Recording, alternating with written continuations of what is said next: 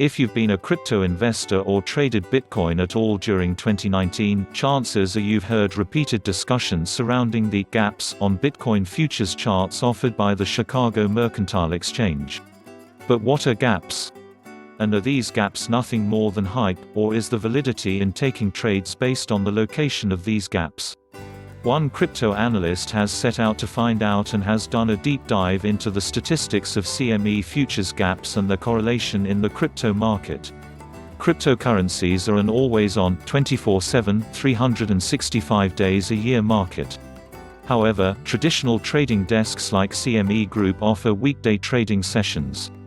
If Bitcoin makes a powerful weekend move, and it often does as liquidity tends to be the lowest on weekends while traders are away from their desks, it can leave a gap between Friday's late evening close and Monday's morning open. Related reading, BAH Humbug.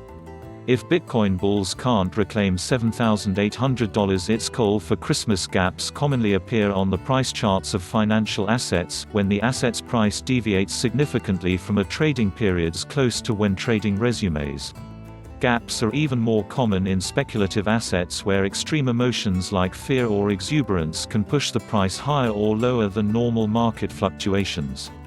Bitcoin CME futures gaps have become a sort of a meme across the cryptocurrency industry, with many analysts balking at any claims of validity, while others swear by the trading strategy, and set orders near where gaps need to be filled. One particular cryptocurrency analyst decided to get to the bottom of if CME gaps were a helpful tool to assist traders with taking positions or predicting price movements, or if they are nothing more than a meme. The analyst says that not all gaps are filled, and some take weeks before closing. However, as much as 95% of the gaps analyzed eventually were filled. Taking the data a few steps further, the analyst found that over 50% of Bitcoin CME futures gaps were filled on the day of the new trading session open, with 30% of the remaining gaps filled later during that week's session. Fewer and fewer gaps are closed the further the time goes by.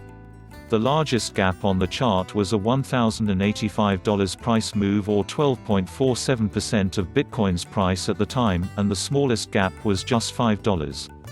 The average gap difference was $225, or 2.87%.